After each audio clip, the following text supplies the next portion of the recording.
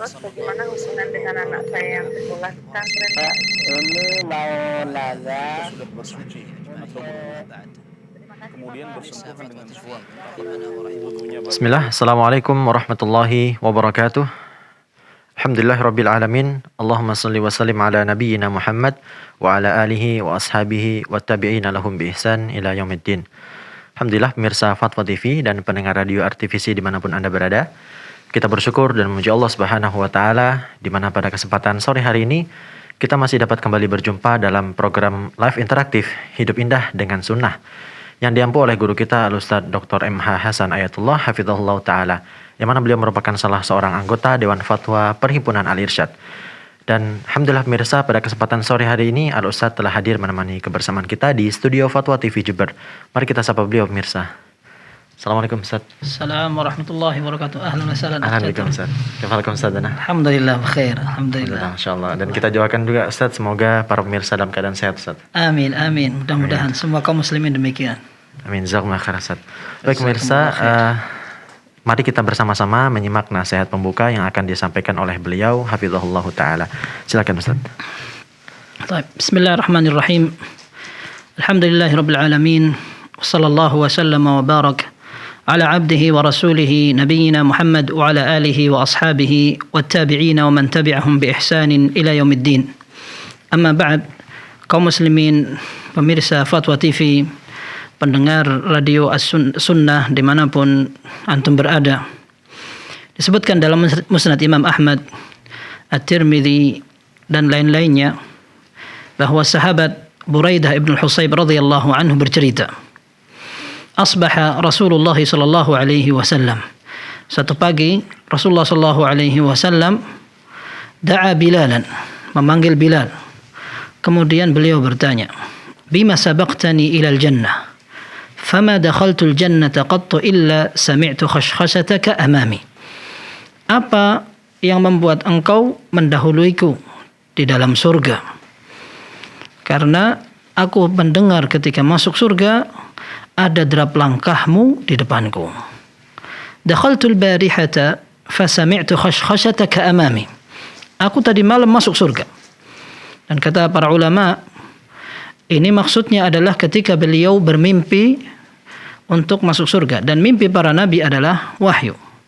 Dan ini disebutkan oleh Al-Haythami merupakan kesepakatan para ulama. Sebagaimana disebutkan dalam salah satu pendapat At-Tabi'in, Ubaid bin Umair dalam riwayat Al-Bukhari, beliau mengatakan ru'yal anbiya'i wahyun. Mimpi para nabi adalah wahyu.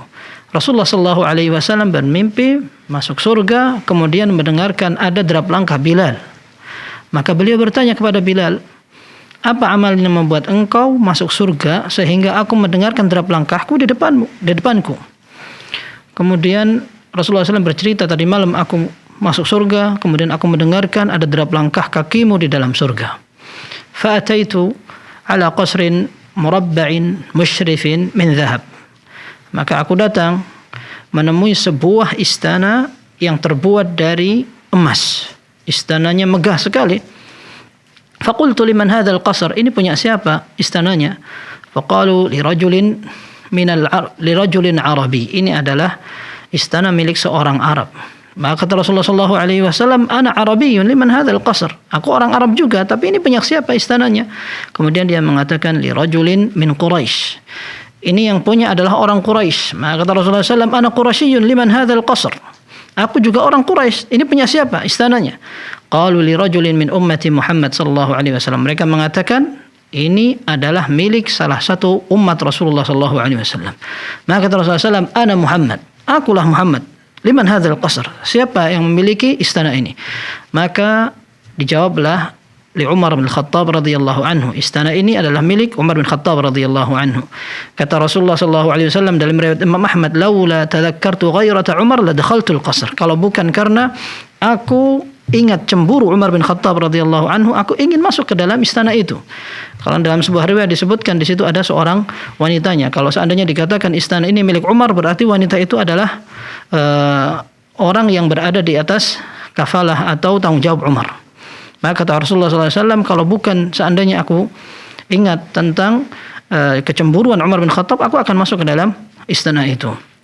Kemudian Bilal mengatakan, "Ya Rasulullah, ma adzantu qattu illa shallaitu rak'atain."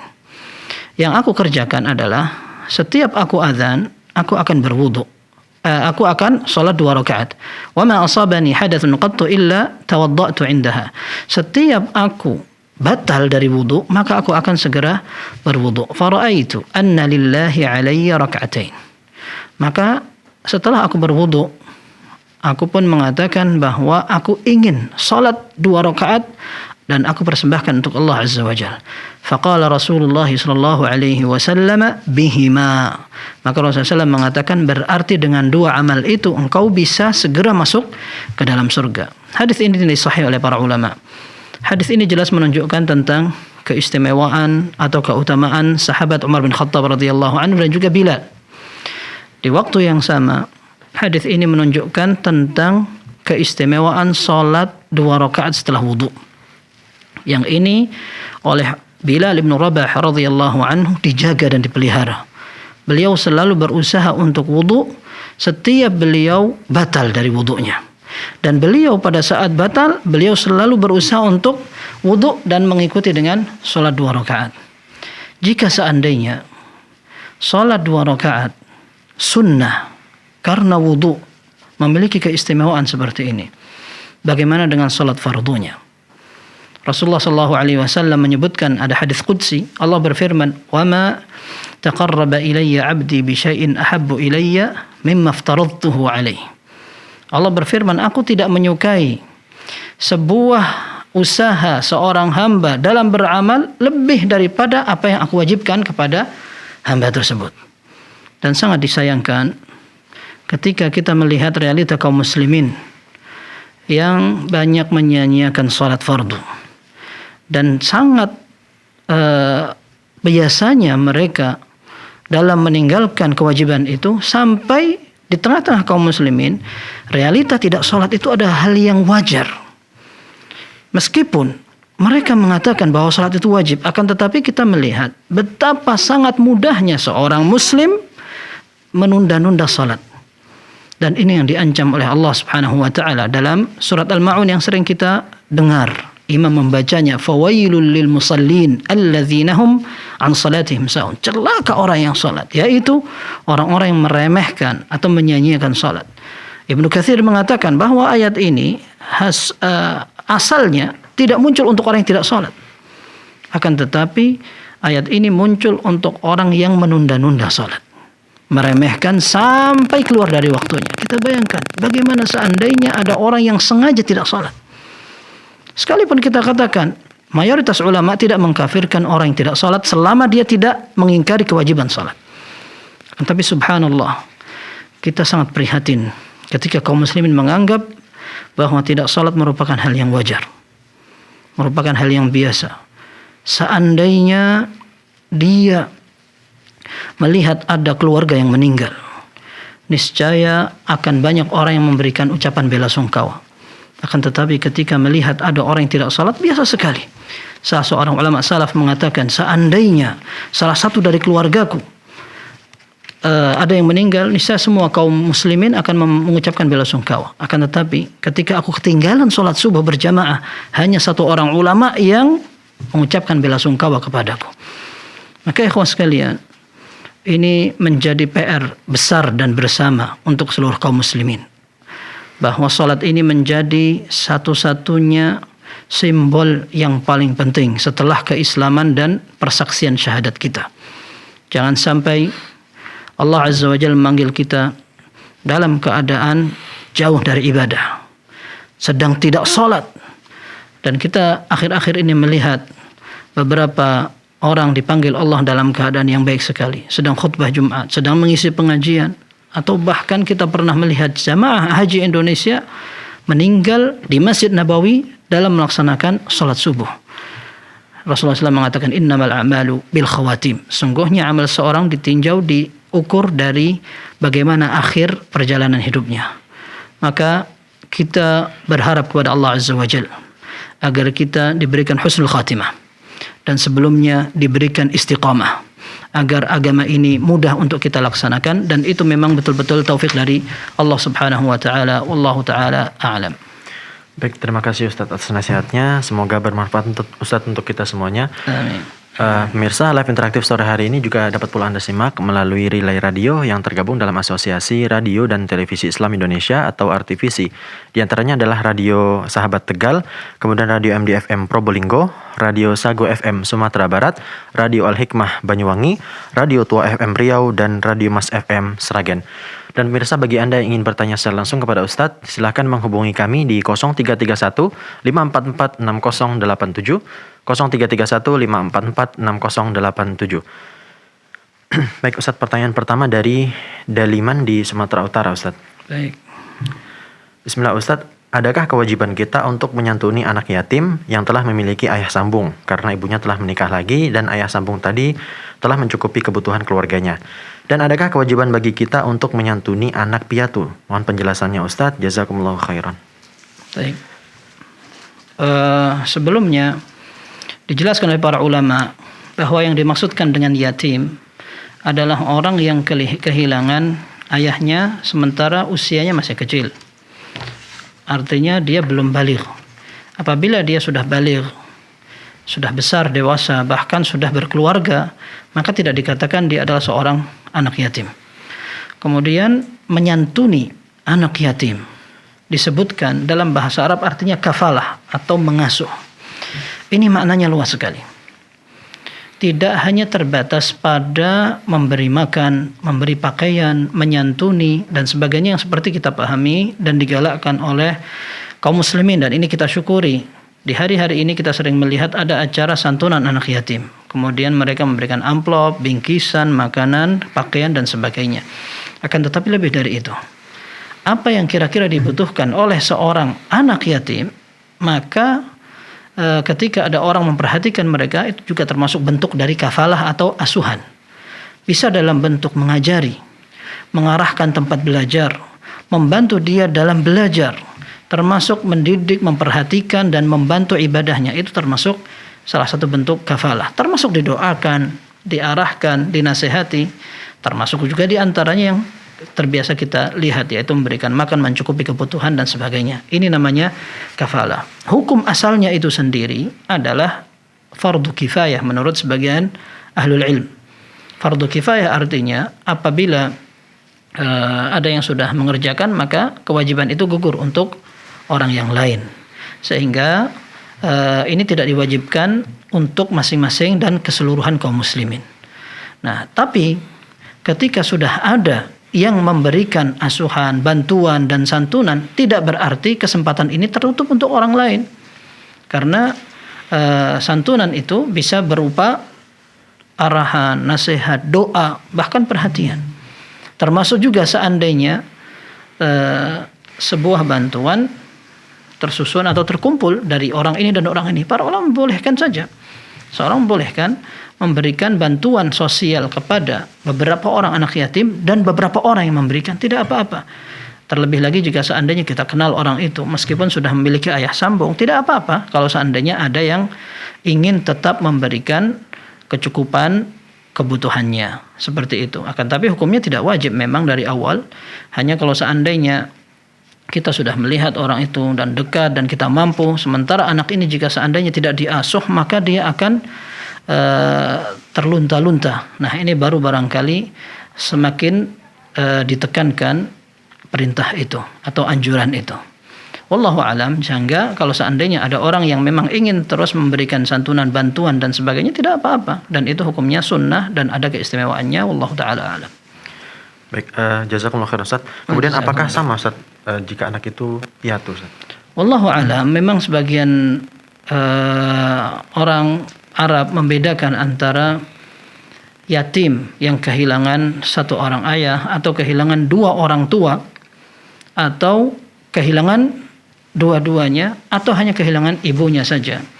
Akan tapi wallahu alam, kenapa kok yang sering dikatakan adalah kafalatul yatim? Karena biasanya yang mencukupi kebutuhan adalah orang tuanya, yaitu ayahnya. Ketika seorang anak ditinggal ayahnya, maka dia seringkali kehilangan pengayom, sehingga itu yang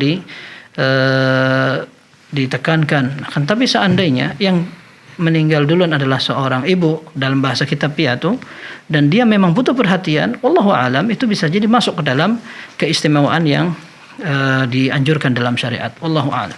Baik, terima kasih Ustaz atas jawabannya. Jazakumullah khairan, semoga bermanfaat.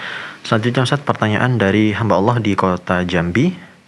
Assalamualaikum Ustaz. Assalamualaikum warahmatullahi wabarakatuh. Ustaz, saya menemukan telur ayam di pekarangan rumah. Bolehkah atau halalkah ketika saya mengambilnya Ustaz? Jazakumullah khairan.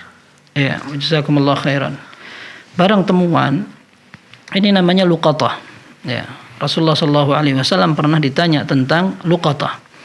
Ada luqatah yang sifatnya harta berharga seperti az-zahab wal fiddah, ya, emas atau perak, dan masuk dalam hal ini adalah uang dan sebagainya. Nah, Rasulullah SAW ketika ditanya, beliau mengatakan i'rif wika'aha wa ifasaha wa 'arifha sanah. Nah, engkau kenali barang-barang itu, ciri-cirinya, tutupnya bagaimana, kemudian tempat untuk penyimpanannya bagaimana, kemudian jangan ditunjukkan ke orang. Kan tapi diumumkan siapa yang kehilangan ini, sebutkan ada barang seperti ini hilang, tapi tidak perlu disebutkan ciri-cirinya. Nah, kalau seandainya lam tu'raf, kata Rasulullah SAW, fa illam tu'raf fastanfiqha. Kalau seandainya memang tidak ketahui, maka engkau boleh menggunakannya atau memanfaatkannya. Wal takun wadi'atan indak, akan tetapi engkau jadikan barang itu sebagai sesuatu yang engkau jamin. Fa in jaa sahibuha yawman minal ayyami fa'addiha ilaih. Kalau ternyata tiba-tiba satu saat akan ada orang yang mencari-cari, maka engkau perlu memberikannya atau membayarkannya, mengembalikan kepada orang itu. Akan tetapi ini adalah barang temuan yang sifatnya barang berharga. Apabila barang yang ditemu itu ternyata adalah hal yang tidak berharga, ya, maka para ulama mengatakan tidak masalah seorang mengambilnya.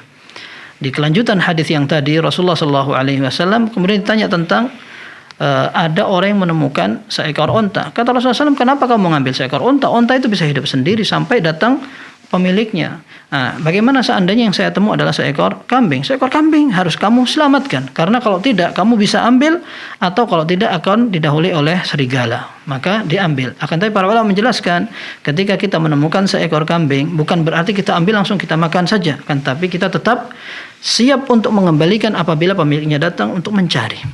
Nah, barangkali seseorang mendapatkan sesuatu yang mungkin bisa berharga, mungkin tidak. Nah, para ulama yang jelas mengatakan jika yang kita temu adalah barang yang tidak berharga, tidak apa-apa, diambil dan dimanfaatkan. Akan tapi jika seandainya berharga, maka dia simpan. Kalau ada orang yang datang minta, maka dikembalikan. Telur biidznillah taala insyaallah tidak merupakan suatu yang dicari. Dan para ulama menyebutkan apabila orang mendapatkan sesuatu, membedakan antara berharga atau tidak adalah apabila ada orang kemudian kembali lagi ke tempat itu, cari tempatnya. Kecuali kalau memang telur itu berharga sekali, telur onta atau telur emas sebesar telur misalkan, itu bukan telur biasa misalkan, kemudian orangnya datang, atau telur bersama barang apa, orangnya sampai pokoknya jelas balik ke tempat itu, berarti itu adalah hal yang berharga. Tapi kalau tidak, seperti telur biasa, maka tidak apa-apa insyaallah seperti itu. Dan para ulama mengatakan kalau kamu bisa tidak memakan tapi dikasihkan ke orang lain, itu lebih baik, karena itu ibra' az-zimmah, artinya kita melepaskan tanggung jawab. Kalau orangnya datang bagaimana? Padahal kita sudah memanfaatkan. Kalau seandainya sifatnya kita makan, kita ganti.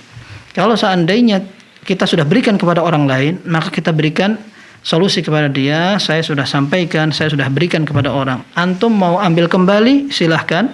Kalau antum mau relakan, insya Allah pahalanya untuk antum. Seperti itu. Kalau seandainya ternyata dia bilang, ana mau kembali, ana mau minta kembali, maka kita kembalikan ke dia, dan insya Allah kita mendapatkan pahala. Wallahu ta'ala alam. Baik, terima kasih Ustaz atas jawabannya. Jazakumullah khairan, semoga bermanfaat. Baik Ustaz, selanjutnya sudah ada telepon yang masuk Ustaz. Kita akan sapa. Assalamualaikum Fatwa TV.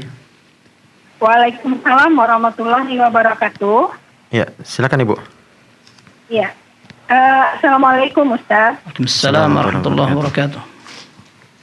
Izin melanjutkan pertanyaan dari member WhatsApp di Rosa. Yang pertama itu, bagaimana hukumnya bekerja di perusahaan transporter atau ekspedisi kargo yang mengangkut atau sebagian jasa kirim kargo berupa cairan penunjang produksi miras atau minuman keras ke luar negeri.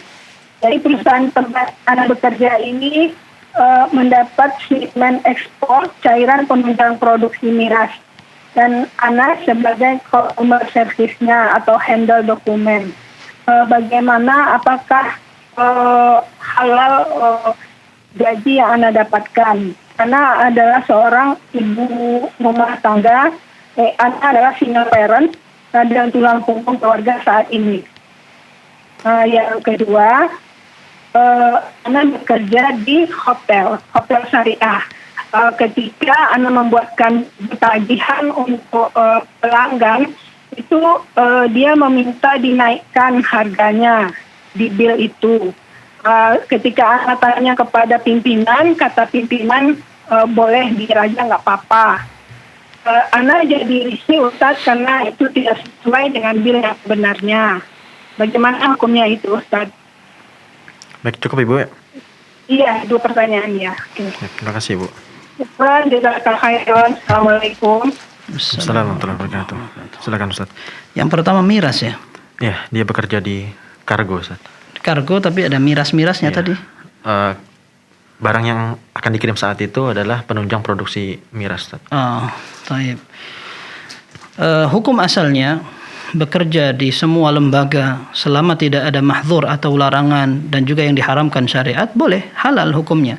Jual beli juga hukumnya halal. Seorang juga sewa menyewa hukumnya halal. Akan tetapi bisa berubah menjadi haram ketika berkaitan dengan apa yang diharamkan syariat. Sehingga hukum bekerja di tempat itu, kemudian gajinya, hukum asalnya semua halal. Akan tetapi akan berubah ketika berkaitan dengan hal yang diharamkan. Seperti tadi kalau tidak salah dengar, tadi yang disebutkan adalah berkaitan dengan miras ya. Minuman keras, dan itu adalah sesuatu yang menjadi dosa besar, bahkan disebut para ulama sebagai ummul khaba'ith. Ummul khaba'ith induknya sesuatu keburukan-keburukan. Karena orang yang minum minuman keras akan bisa melakukan hal-hal lain, dosa-dosa besar lainnya, bisa berzina, membunuh, memerkosa dan sebagainya. Maka orang yang bekerja untuk melancarkan, melegalkan atau menyampaikan jual beli itu termasuk orang yang bekerja sama dalam melakukan dosa. Sehingga dia masuk ke dalam firman Allah, wala ta'awanu 'alal itsmi wal 'udwan. Jangan kalian tolong-menolong dalam hal yang sifatnya dosa dan permusuhan. Nah, wallahu alam, saya tidak bisa memastikan apakah status uang yang dihasilkan dari pekerjaan itu. Akan tapi yang jelas pekerjaan itu seandainya memang betul diketahui yang dilakukan adalah tolong-menolong dalam mengirim minuman keras dan itu adalah dosa besar, maka tidak boleh. Ini kita bisa masuk dalam persekongkolan melakukan dosa, wallahu alam. Pertanyaan kedua adalah hotel ya, yang petugasnya juga sama, bekerja sama untuk memberikan persaksian palsu, membuat laporan palsu dan sebagainya. Ini tidak hanya di hotel saja, karena di semua lini, di semua lembaga yang sering dikenal dengan kwitansi kosong. Ini semua akan diminta pertanggungjawaban oleh Allah Subhanahu wa taala. Ya, ketika ada laporan dibesarkan nominalnya, sekalipun ini adalah rahasia umum, akan tetapi keumuman rahasia itu tidak merubah hukum. Sehingga tetap namanya dusta dan kadzib, penipuan, akan diminta pertanggungjawaban oleh Allah Subhanahu wa taala, sehingga tetap tidak boleh dilakukan. Wallahu taala alam. Baik, terima kasih Ustaz atas jawabannya. Jazakumullah khairan, semoga bermanfaat. Baik, selanjutnya Ustaz, pertanyaan dari Zahid di Sulawesi Tenggara. Bismillah Ustaz, saya pernah mendengar bahwa disunahkan pada saat sholat maghrib, pada saat sholat sunnah ba'da maghrib membaca surah Al-Kafirun dan surah Al-Ikhlas. Sama halnya seperti kita sholat qobliyah subuh. Apakah dibenarkan Ustaz? Baik. Salat sunnah sebelum subuh ini sahih hadisnya dalam riwayat Muslim dari Abu Hurairah radhiyallahu anhu, Rasulullah sallallahu alaihi wasallam terbiasa membaca surat Al-Kafirun dan Qul huwallahu ahad pada 2 rakaat salat sunnah qabliyah salat subuh. Beliau mengatakan anna Rasulullah sallallahu kana yaqra'u fi rak'atayil fajr Qul ya ayyuhal kafirun wa Qul huwallahu ahad. Rasulullah sallallahu terbiasa melaksanakan salat qabliyah atau sunnah sebelum subuh dengan 2 surat itu. Adapun salat yang setelah maghrib itu juga sama. Dalam hadis yang diriwayatkan oleh An-Nasa'i dari jalur Ibnu Umar radhiyallahu anhuma, Rasulullah sallallahu alaihi wasallam pun juga mengerjakan salat 2 rakaat dengan membaca 2 surat tersebut. Artinya rakaat pertama membaca qul ya ayyuhal kafirun, rakaat kedua membaca qul huwallahu ahad, dan ini dinilai sahih oleh sebagian ulama. Rasulullah sallallahu alaihi wasallam dalam riwayat Ibnu Umar mengatakan ramaqtu Rasulullah sallallahu alaihi wasallam yusalli fi rak'ataini ba'da al-maghribi biqul ya ayyuha wa qabla al-fajr qul ya ayyuhal kafirun wa qul huwallahu ahad. Aku memperhatikan salat Rasulullah sallallahu alaihi wasallam, beliau selalu membaca qul ya ayyuhal kafirun wa qul huwallahu ahad 2 rakaat sebelum fajar dan 2 rakaat setelah maghrib. Seperti itu, wallahu taala a'lam. Baik, terima kasih Ustaz, jazakumullah khairan, semoga bermanfaat. Selanjutnya pemirsa, sudah ada line telepon yang masuk, kita akan sapa lagi. Assalamualaikum Fatwa TV. Waalaikumsalam warahmatullahi wabarakatuh. Ya, dengan siapa di mana? Dengan Bu Yanti di Sumatera Barat. Silakan Ibu. Assalamualaikum warahmatullahi wabarakatuh, Ustaz. Assalamualaikum warahmatullahi wabarakatuh. Ini mau nanya Ustaz, tentang bacaan ta'awuz itu Ustaz, apakah dibaca pada rakaat pertama aja apa tiap-tiap rakaat ya Ustaz? Baik. Pertanyaan kedua, bacaan ruku dan sujud itu kan bisa diulang-ulang Ustaz, apakah ada batasannya atau sunnahnya itu bilangan ganjil gitu Ustaz? Baik, cukup Ibu. Atau ya, cuma itu aja Ustaz. Jazakallahu khair, barakallahu fikum. Jazakumullah khairan, barakallahu fikum. Iya.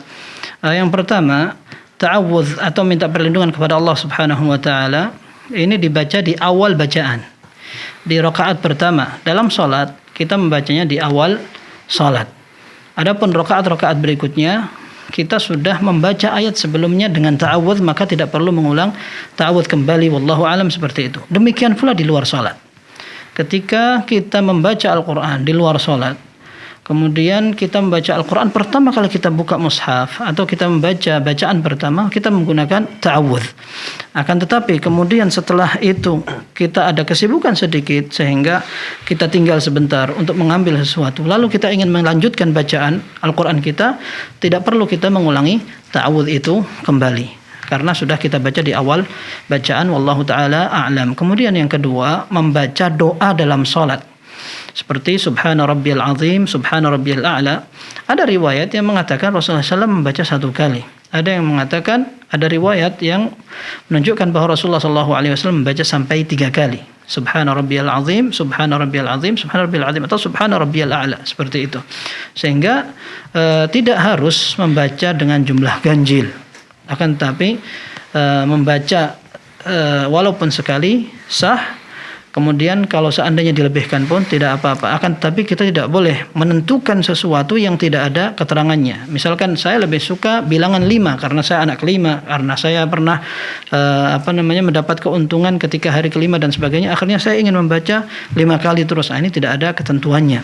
Sehingga menentukan bilangan tertentu perlu dalil. Akan tetapi seandainya kita ingin baca sebanyak-banyaknya, insyaallah tidak mengapa, wallahu taala alam.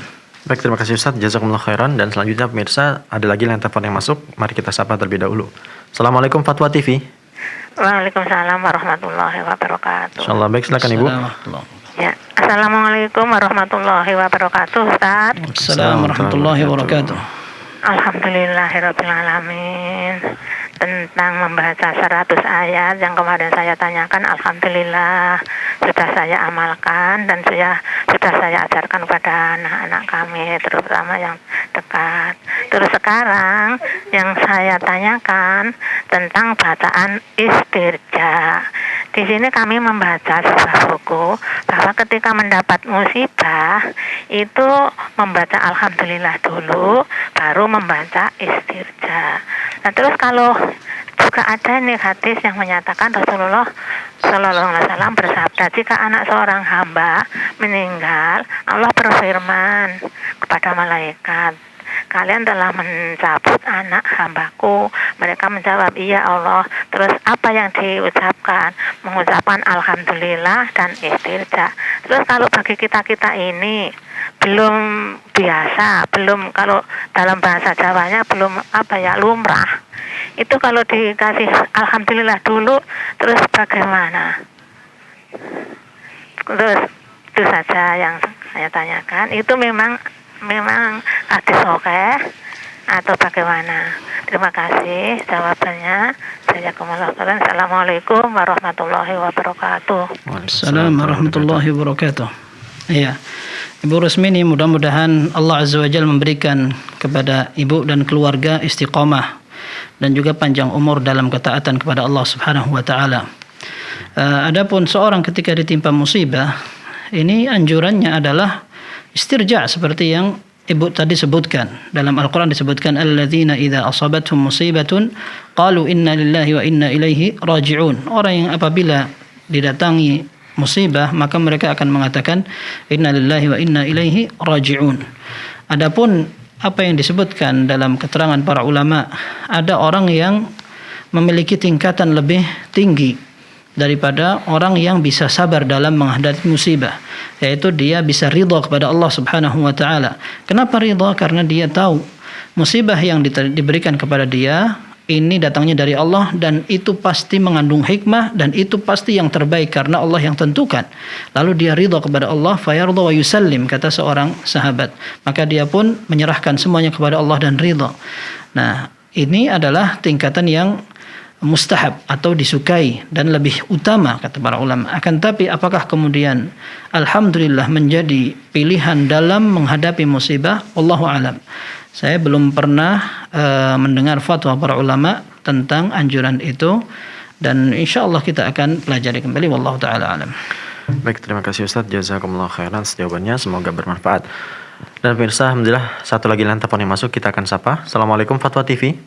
Waalaikumsalam warahmatullahi wabarakatuh. Ya, dengan siapa di mana? Dengan Amir di Bandung. Silakan Bapak. Ya, Assalamualaikum Ustaz. Waalaikumsalam warahmatullahi wabarakatuh. Semoga Allah jaga antum dan keluarga dan juga semua kru Fatwa TV. Barakallahu fikum. Amin, amin. Dan juga antum dan seluruh kaum muslimin. Pertanyaan saya, Ustaz, yang pertama, apa saja amalan yang bisa dilakukan untuk bisa melewati sirat, untuk memudahkan kita melewati sirat nanti? Dan yang kedua, afwan, apa hukumnya rokok elektrik atau vape? Itu saja Ustaz. Baik. Barakallahu fikum. Silakan Ustaz. Baik. Wallahu a'lam, apakah ada amal khusus yang bisa melancarkan seseorang untuk melewati sirat? Akan tetapi dalam hadis-hadis yang sahih disebutkan bahwa orang yang akan lancar melewati sirat, dalam hadis yang sahih disebutkan bahwa orang yang lancar dalam melewati sirat adalah orang yang baik amalnya. Kemudian tingkat kelancaran seseorang yang akan melewati sirat, baik ada yang lewat sesuai dengan kalbarok seperti kilat, atau orang yang lewat seperti angin, kemudian ada yang lewat seperti penunggang kuda, ada yang berlari, ada yang sampai terseok-seok bahkan sampai dia terjatuh. Ini semua tergantung dari amalnya, itu saja. Adapun apakah ada amal khusus untuk memudahkan seorang melewati sirat tersebut, wallahu alam. Wallahu alam seperti itu. Kemudian hukum berikutnya adalah masalah rokok elektrik. Ya. Rokok elektrik ini tidak ada bedanya dengan rokok lainnya selama bentuk dan hukumnya atau penyebab hukumnya tidak berbeda dengan rokok biasa. Kalau seandainya dia tetap menyakiti orang yang menggunakan, menyakiti orang lain, kemudian menyia-nyiakan harta dan bahkan bisa menyebabkan bahaya ya bersama, maka tidak ada bedanya hukumnya dengan rokok biasa seperti itu, sehingga hukumnya tetap haram, dan ini wallahu alam yang sesuai dengan keterangan syariat. Nah, keterangan syariat. Allah Subhanahu wa taala menyatakan wala tulqu biaidikum ila tahlukah. Jangan kalian jerumuskan diri kalian ke dalam kebinasaan. Kemudian Allah Azza wa Jalla menyatakan wa yuhillu lahumut thayyibat wa yuharrimu alaihimul khaba'ith. Allah Subhanahu wa taala menghalalkan Rasulullah sallallahu alaihi wasallam diutus oleh Allah untuk memberikan keterangan halalnya yang baik-baik dan mengharamkan yang buruk-buruk.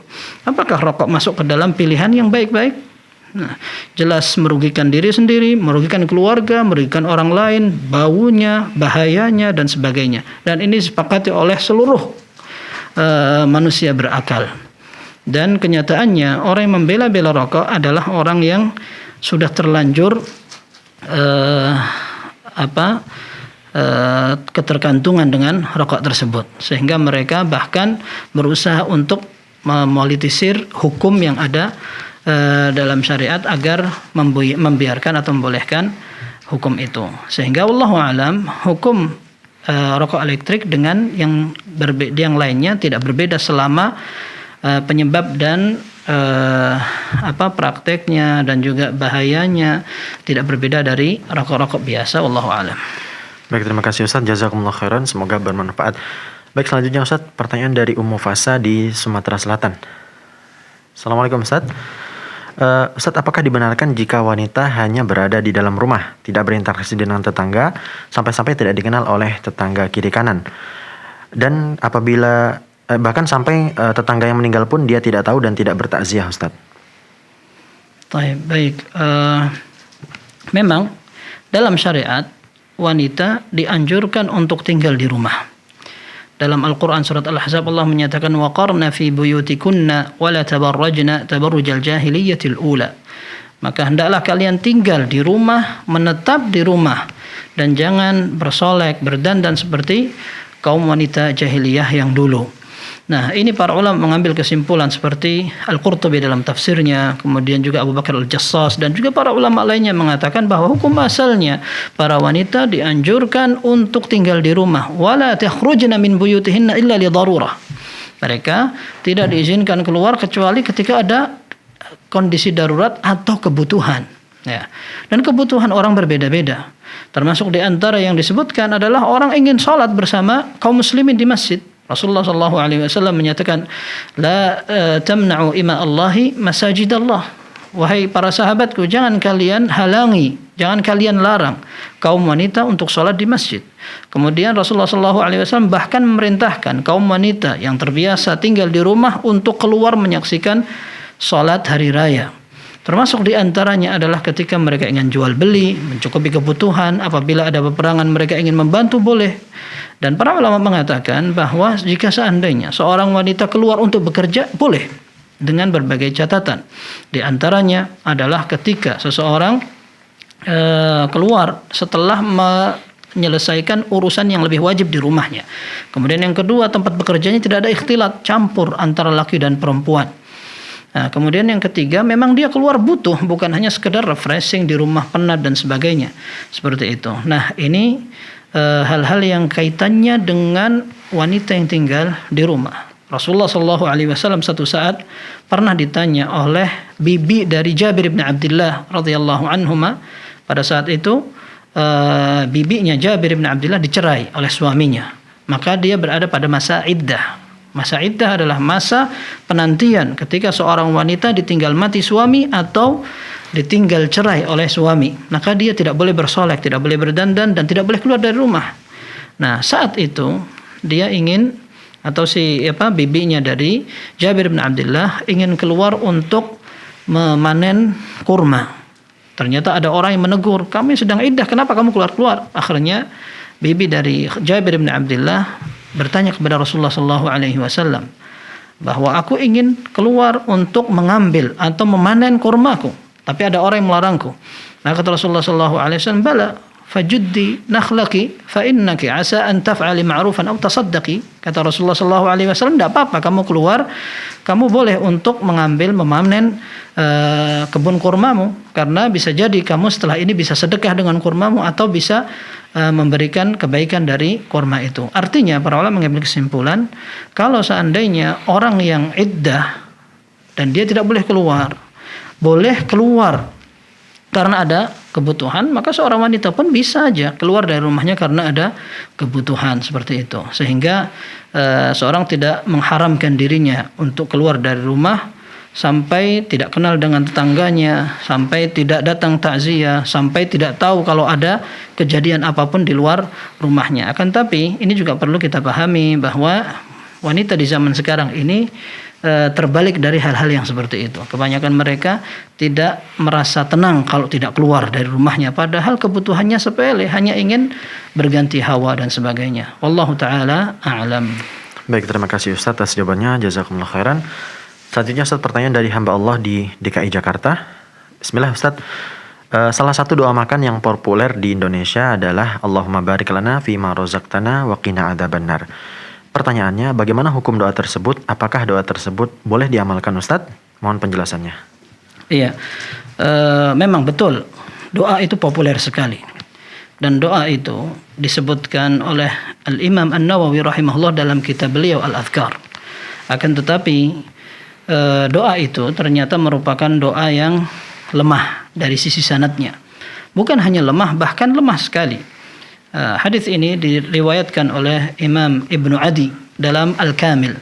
Kitab Al-Kamil ini merupakan kitab yang berisi tentang tingkatan para perawi hadis dari sisi kekuatan hafalan mereka, dari sisi kejujuran dan juga baik atau tidaknya ibadah mereka dan sebagainya. Intinya buku itu berkaitan dengan biografi para ulama ahli hadis. Dan di situ terkadang Ibnu Adi, pengarang kitab Al-Kamil, menyebutkan tentang beberapa hadis yang diriwayatkan oleh orang-orang yang disebutkan dalam buku biografi para ulama itu.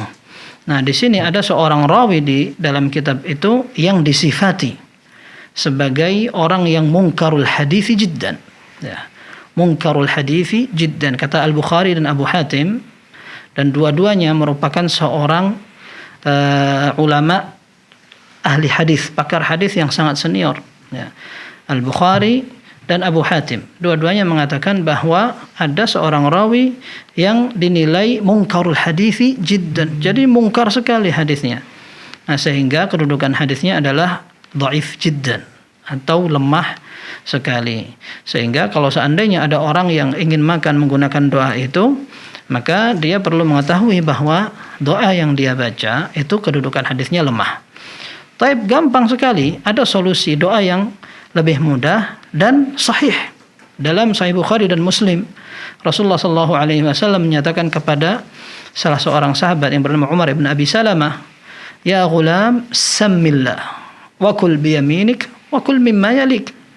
Ya, kata Rasulullah SAW kepada Umar bin Abi Salamah, wahai anak kecil, apabila kamu makan, katakan bismillah. Ya. Kemudian makan dari tempat yang paling dekat dengan dudukmu. Kemudian makanlah dengan tangan kanan. Sehingga tidak perlu seorang menggunakan doa yang panjang, akan tapi ternyata kedudukan hadisnya lemah sekali. Cukup mengucapkan bismillah, insyaallah sudah selesai. Wallahu taala alam. Baik, terima kasih Ustaz. Jazakumullah khairan jawabannya. Jazakumullah khair. Selanjutnya Ustaz, pertanyaan dari Denny di Jawa Timur. Bismillah Ustaz.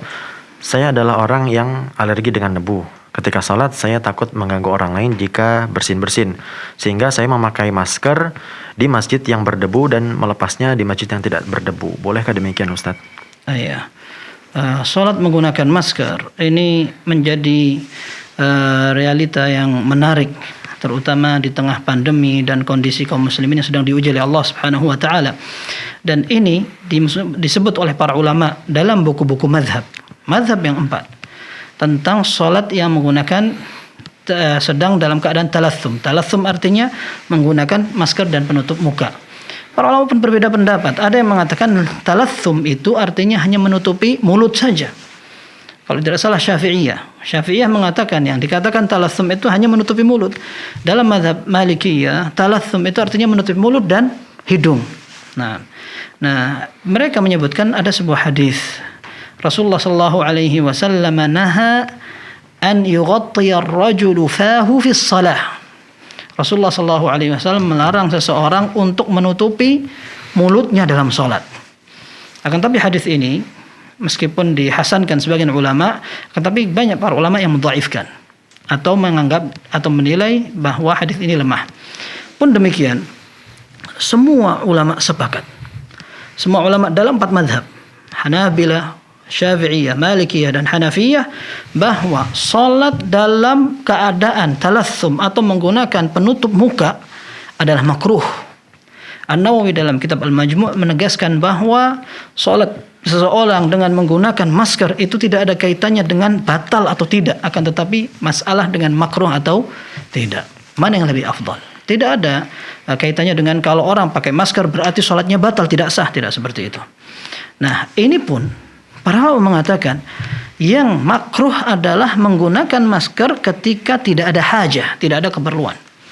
Adapun ada keperluan, ditegaskan oleh mereka, di antaranya adalah Ibn Abdul Bar dalam kitab Al-Kafi kalau tidak salah, beliau mengatakan ketika seorang menggunakan penutup muka karena ada kebutuhan maka tidak apa-apa, hilang karohahnya atau makruhnya menjadi hilang. Contohnya seorang wanita ketika dia sholat, dia tidak memakai penutup muka.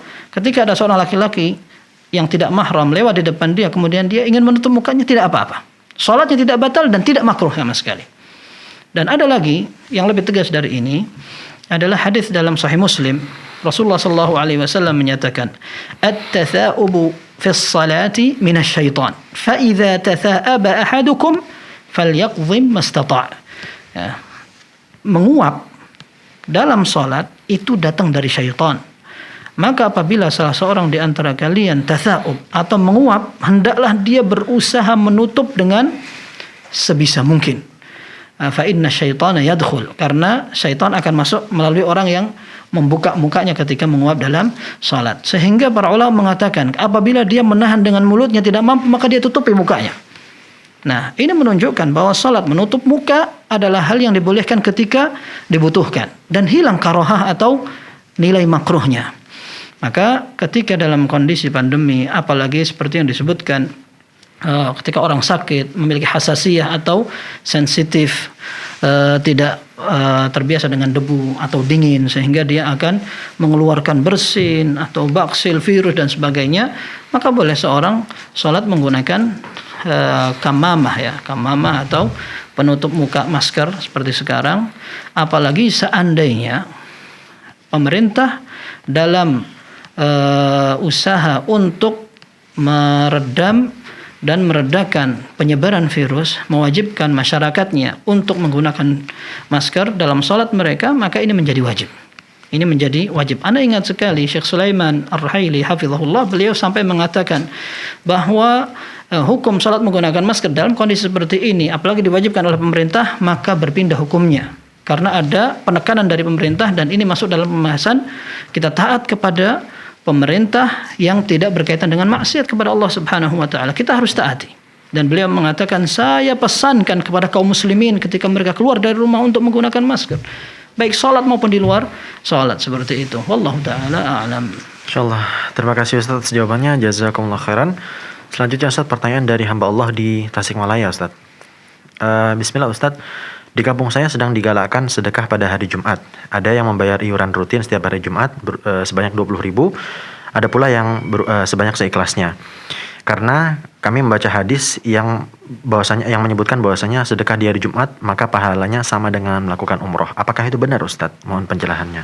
Wallahu taala alam. Ana tidak tahu atau belum pernah mendengarkan hadis itu tentang kaitan pahala khusus untuk orang yang sedekah di hari Jumat. Akan tapi kalau secara umum orang yang ingin manfaatkan hari Jumat, hari yang istimewa untuk beribadah kepada Allah, maka tidak apa-apa. Hanya permasalahannya ketika seorang meyakini pahalanya yang seperti itu dan hadisnya apakah sahih atau tidak, wallahu taala alam. Baik, terima kasih Ustaz. Jazakumullah khairan. Jazakumullah khairan. Selanjutnya Ustaz, pertanyaan dari Akmal Mubarak di Aceh. Bismillah Ustaz, apa hukum memendekkan atau merapikan bulu jambang yang ada di dagu Ustaz, di pipi Ustaz, dengan memotongnya sedikit? Apakah hukumnya sama dengan memotong jenggot Ustaz? Barakallahu fikum. Jambang yang ada di pipi, wallahu a'lam, itu masuk ke dalam jenggot. Masuk ke dalam jenggot, sehingga memotong jenggot tidak dibolehkan. Rasulullah sallallahu alaihi wasallam memerintahkan para sahabatnya untuk u'fu, panjangkan, waffiru, banyakkan, ya. Dan tidak merupakan kebiasaan para ulama, para sahabat, tabi'in dengan memanjangkan atau memotong jenggot, ya, memotong, mencukur dan mengurangi. Bahkan ada seorang ulama mengatakan bahwa mencukur jenggot merupakan khawarimul muru'ah. Khawarimul muru'ah artinya adalah sesuatu yang bisa menghancurkan martabat seseorang. Ya, artinya orang yang terhormat kemudian dia potong jenggotnya, menurut ulama ini merupakan sesuatu yang bisa menghancurkan kehormatannya. Maka tidak boleh seorang memotong jenggotnya, kecuali ketika seseorang jenggotnya tumbuh di mana-mana sampai di bawah leher. Nah, ini di bawah leher ini para ulama mengatakan sebagian tidak merupakan jenggot, di bawah leher-leher seperti ini, dan apabila dibiarkan akan mengganggu dan juga membuat pemandangan tidak menarik atau bisa dikatakan membuat pemandangan tidak rapih, ya, sehingga boleh dirapikan. Tapi kalau seandainya cambang yang masih tumbuh itu di dalam lingkungan jenggot seperti di bawah mulut sampai di bawah mulut ini, ya, bukan di leher, akan tapi di bawah mulut sampai sebelum dzaqan, ya.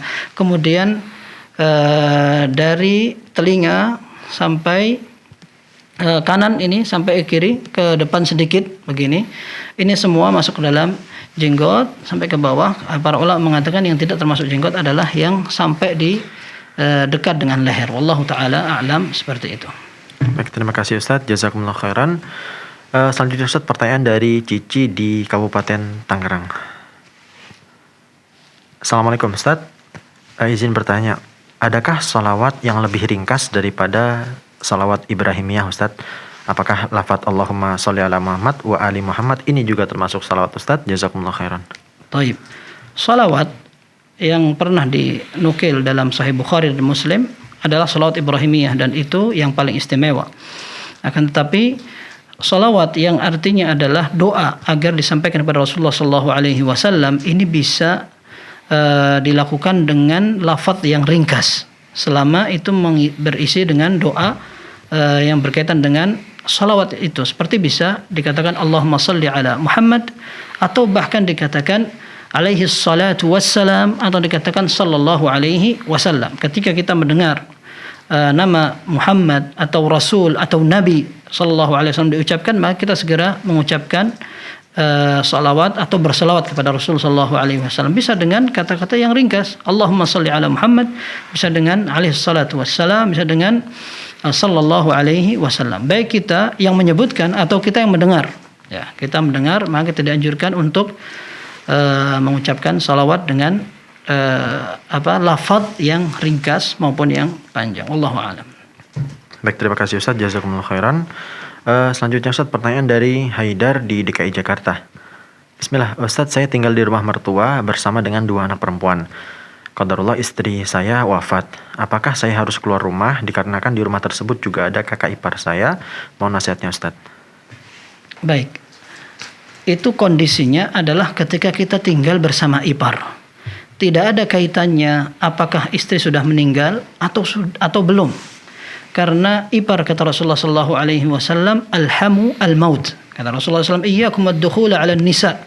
Hati-hati kalian dalam bebas bertemu dengan wanita yang bukan mahram. Qalu ya Rasulullah afara'aita alhamu? Ya Rasulullah, bagaimana menurut antum tentang ipar? Maka Rasulullah mengatakan alhamu al-maut. Ya, alhamu, ipar adalah kematian. Maksudnya ketika seorang bermudah-mudahan dengan lawan jenis yang tidak mahram, terutama ketika dekat dan sering dianggap biasa, maka ini bisa berbahaya sekali. Maka tergantung kondisi di rumah itu, apakah masing-masing mampu menjaga diri dengan saling menutup aurat dari lawan jenisnya, kemudian bisa menjaga pandangan dan tidak berkhalwat atau sendirian, kemudian berinteraksi bebas seperti di luar. Nah, selama seorang bisa menjaga, tidak ada mahdzur atau larangannya. Akan tetapi seandainya dikhawatirkan akan terjadi fitnah, maka bukan hanya karena istri sudah meninggal, bahkan istri masih hidup pun perlu mengatur strategi dan langkah yang lebih bijak. Seperti itu, wallahu a'lam. Baik, terima kasih Ustaz atas jawabannya. Mungkin satu pertanyaan lagi Ustaz, dari Saudara Ahmad Effendi di Jawa Timur. Bismillah Ustaz, saya mau bertanya, saya setiap kali sedekah berniat untuk keluarga besar saya dan juga keluarga besar istri. Apakah hal tersebut diperbolehkan Ustaz? Jazakumullah khairan. Jazakumullah khairan. Wallahu a'lam. Insyaallah yang seperti ini bisa sampai pahalanya, karena Rasulullah sallallahu alaihi wasallam pernah ditanya seorang sahabiyah, sungguhnya ibuku meninggal dan seandainya beliau ada kesempatan, beliau akan bersedekah. Apakah aku boleh untuk mensedekahkan atas nama beliau? Kata Rasulullah SAW, na'am, boleh. Ini menunjukkan bahwa sedekah merupakan ibadah yang boleh dilakukan untuk orang yang sudah meninggal. Maka ketika seorang bersedekah untuk niat orang yang sudah meninggal, tidak apa-apa. Kemudian kalau seandainya kita ingin agar semua orang yang kita cintai mendapatkan pahala yang sama, semoga Allah Azza wa Jalla memberikan pahala itu untuk seluruh orang yang kita niatkan. Wallahu ta'ala alam. Insyaallah baik, terima kasih Ustaz atas jawabannya. Jazakumullah khairan Ustaz, kami ucapkan sudah meluangkan waktu untuk hadir di studio Wa Fatwa TV Jember, Ustaz. jazakumullahu khairan.